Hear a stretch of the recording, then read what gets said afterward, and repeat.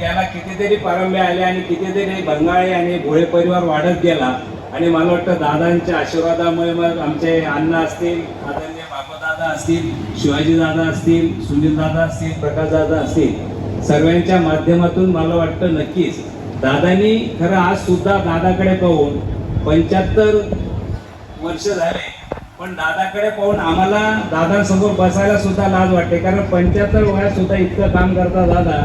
आणि मला वाटतं ही खूप एक गौरवाची गोष्ट दादांसाठी. कितीतरी जर दादांना सांगता की दादा आता तुम्ही थांबा, आता आपण थांबलं पाहिजे, पण आज दादांनी त्यांच्या ज्या भावना व्यक्त केल्या की माझं स्वप्न काय होतं की एकाच ठिकाणी एक हॉस्पिटलमधून पेशंट कुठे बाहेर जाता कामा नाही, त्याला सर्व सुविधा मिळाल्या पाहिजे. दादाने आज त्या भावनातून सांगितलं. आणि एक डॉक्टर नसून एक सेवक मला वाटतं होणं खूप गरजेचं आहे. आणि आपण पाहिलं असेल तर डॉक्टर आणि देवाचं खूप मोठं नातं आहे, कारण आपण नाराज झालो तर देवाकडे पाठवतो, देवाकडून नाराज झालं तर डॉक्टरकडे पाठवलं जातं. म्हणून मग देवाचा आणि डॉक्टराचा खूप मोठा व्यवसाय करत असताना त्यांना फार महत्वाचा पेशन्स आहे. दादांनी राजकारणामध्ये यश आलं नाही असं म्हणतात, पण दादा तुम्ही असं कधीही कोणाविरुद्ध तुमच्या विरुद्ध कोणी उभं असलं त्याबद्दल तुम्ही कधी कोणाखंड सोडला नाही, म्हणून तुमचा सुद्धा या ठिकाणी एक आदर्श आहे, म्हणून तुमचं या ठिकाणी सर्व मांडतात. आणि या निमित्तानं खूप चांगलं आहे की आता जावयांचं युग आलंय. मुलं तर परत काही यायला तयार नसतात, म्हणून जावई इथं जरा गाळे इतके सुंदर जावई की सेमात गेले असतं तर दोरात चाललं असतं.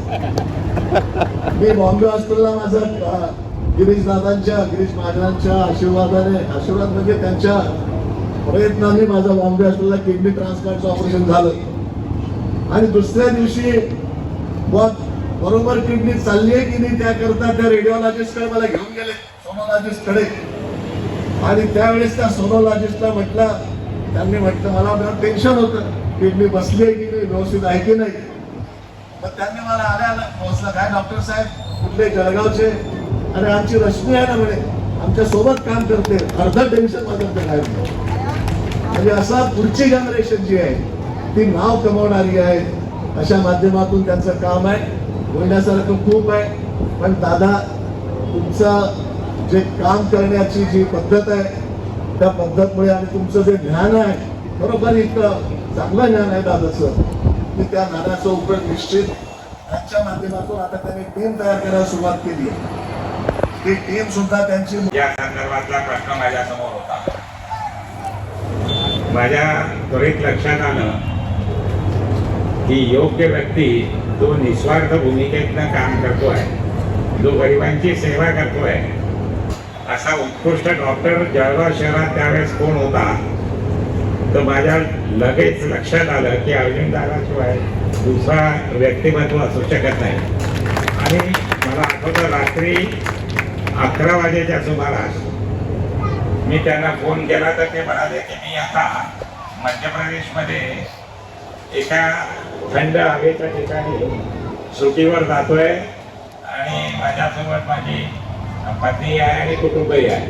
मी म्हटलं तर तुम्ही ड्रॉप करा, इथे थांबा आणि उद्या सकाळी तुम्हाला उपनगराध्यक्ष व्हायचं आहे आणि या जळगावची सेवा करायची आहे, कारण तुमचं व्रत सेवा करणं हेच आहे. आणि बंगाळे परिवारची सेवा कशी असते याच्या संदर्भात आता सावकारे साहेबांनी उल्लेख केला की कोणतंच क्षेत्र त्यांनी बाकी ठेवलेलं नाही. मग ज्वेलरी असेल, साड्या असेल, हॉस्पिटल असेल, राजकारणी आहेत. राजकारणामध्ये जरी अर्जुनदादा म्हणत असले की ते काही चांगलं क्षेत्र नाही, ते चांगलं क्षेत्र आहे. चांगली माणसं आपण निवडून द्यायला पाहिजे. मला आठवतं की मी ज्यावेळेस अर्जुनदादांना उपाध्यक्ष केलं, माझी अपेक्षा हीच होती की हे पुढचे नगराध्यक्षही होतील आणि या जळगाव शहराला चांगलं काम करण्याच्या संदर्भाचा एक सेवाभावी व्यक्तिमत्व मिळेल. परंतु राजकारण किती खराब असतं हे दादा की त्यांनी अर्जुनदादाला माझ्या विरुद्ध 2 वेळेस इलेक्शन लढवलं. दुर्दैवाने ते यशस्वी झाले नाही, परंतु मला नेहमी दुःख व्हायचं की मग माझ्या मित्राच्या समोर इलेक्शन लढतोय. असं एक सुंदर व्यक्तिमत्व वयाच्या 75च्या आसपास आज आविष्कार झालेले आहेत. पुढे आपण 2 लाखापर्यंत मदत करू शकतो. 5 लाख रुपयापर्यंत मदत आपण राहण्याचा आपण सगळ्याचा विमा काढलेला आहे. 5 लाख रुपये मोठं काही ऑपरेशन असेल, मुंबईला असेल, पुण्याला, नाशिकला, संभाजीनगरला, नागपूरला, कुठे असेल, आपल्याला लगेच 5 लाखाची मदत ही त्या ठिकाणी तात्काळ त्या ठिकाणी मिळते.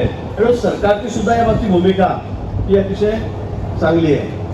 म्हणजे मला वाटतं आतापर्यंत असं कधी विमा नव्हतं लोकांना. सगळ्या लोकांचा विमा आहे. मोठी मंडळी सोडून द्या, इन्कम टॅक्स पेअर आहेत, मोठे आहेत, नोकरदार आहेत, त्यांना वेगवेगळ्या सुविधा आहेत. पण सामान्य माणूस आहे, गरीब माणूस आहे, त्याच्यासाठी सरकारने ठरलं की एकही माणसाचा असता कामा नये देशामध्ये, राज्यामध्ये, की उपचाराविना तो बिचारा करतोय, तो मरतो आहे, त्याला उपचाराला पैसेच नाही, त्याच्यामुळे त्याला जीव जातोय त्याचा, असा एकही माणूस असता कामा नये.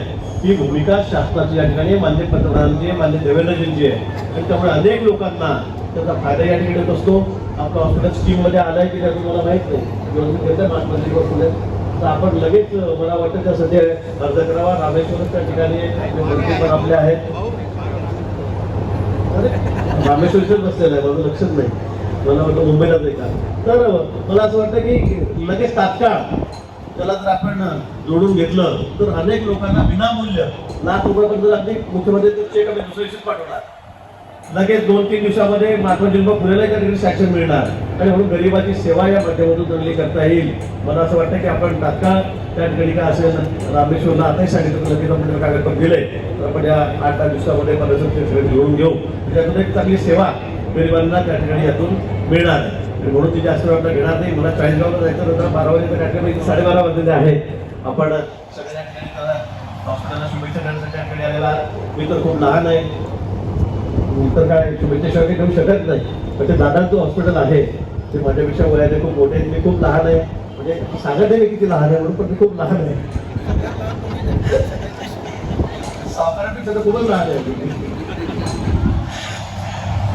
अतिशय चांगल्या दिवशी दिवाळीच्या शुभ मुहूर्तावर आपण चांगल्या कामाची सुरुवात त्या ठिकाणी केलेली आहे.